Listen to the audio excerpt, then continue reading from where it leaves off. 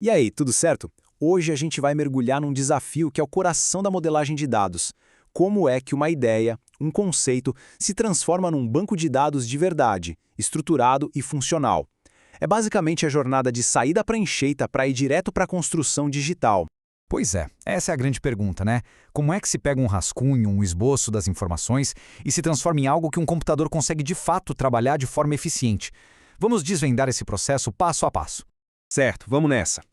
A melhor forma de entender isso é pensar em arquitetura. O diagrama de entidade e relacionamento, ou diagrama ER, é como se fosse a planta baixa do arquiteto, sabe? Ele mostra os cômodos, que são os nossos dados, e os corredores que conectam tudo.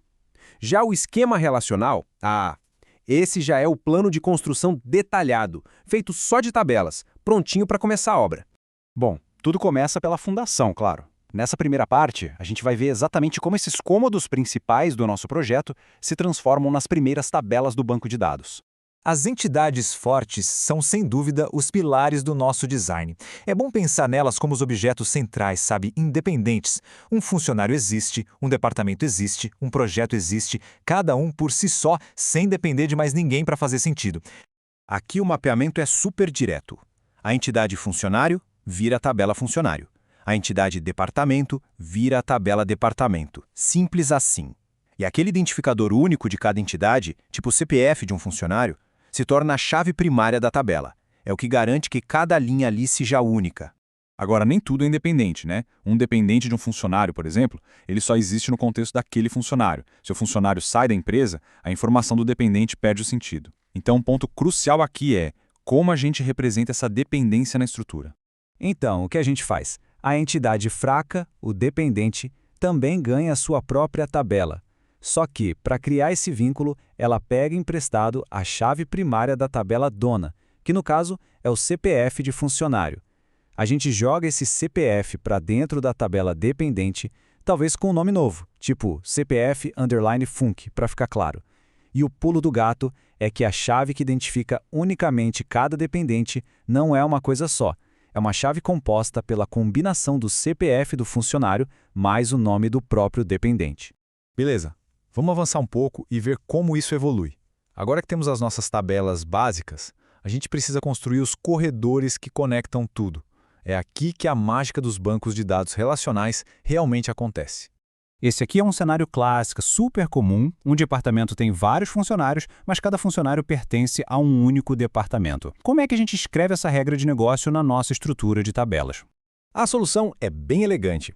A gente pega a chave primária da tabela departamento, que é o dnúmero, e coloca como uma nova coluna lá na tabela funcionário, quem sabe com o nome DNR. Essa nova coluna é o que chamamos de chave estrangeira. Ela aponta de volta para a tabela departamento, criando um link direto e forçando a regra. Simples e eficaz.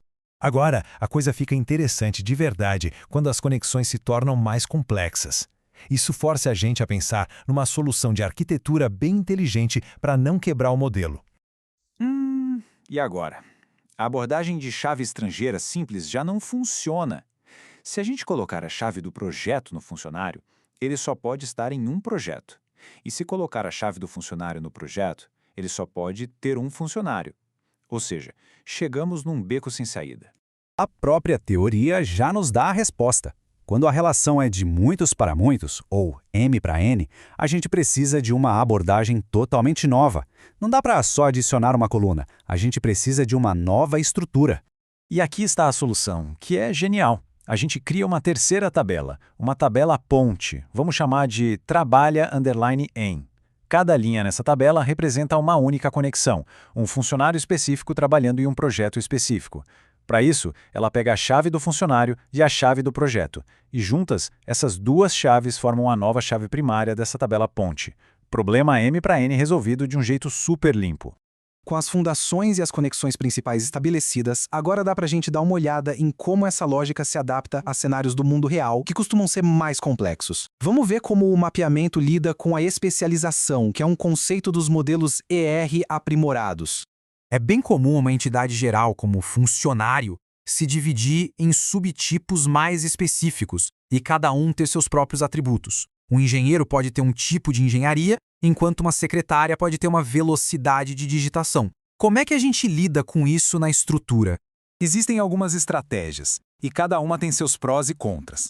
Uma opção é criar uma tabela para a superclasse funcionário e tabelas separadas para cada subclasse, como engenheiro e secretária. É bem flexível, mas exige mais junções do banco de dados na hora de juntar as informações. Outra opção é criar uma tabela única, gigante, com todos os atributos possíveis e uma coluna de tipo para diferenciar. É mais rápido para consultar, mas pode desperdiçar muito espaço com campos vazios, os famosos valores nulos. Certo. Vamos juntar tudo agora e olhar para o plano de construção completo que a gente criou. Seguindo essas regras, a gente consegue transformar o conceito numa estrutura lógica e bem robusta. Esse aqui é o resumo da ópera, a cola do processo. Cada conceito do diagrama ER tem uma correspondência direta no mundo relacional. Entidades viram tabelas. Relacionamentos de 1 para N são resolvidos com chaves estrangeiras. E os de muitos para muitos pedem uma nova tabela ponte. É um algoritmo, um processo bem sistemático. Seguindo esse mapa, a gente garante que as ideias se traduzam num banco de dados consistente e confiável. Mas isso deixa uma pergunta no ar para o futuro. E se os dados do mundo real forem bagunçados demais e simplesmente não se encaixarem nessa estrutura rígida de tabelas? Bom, mas aí já é assunto para uma outra análise.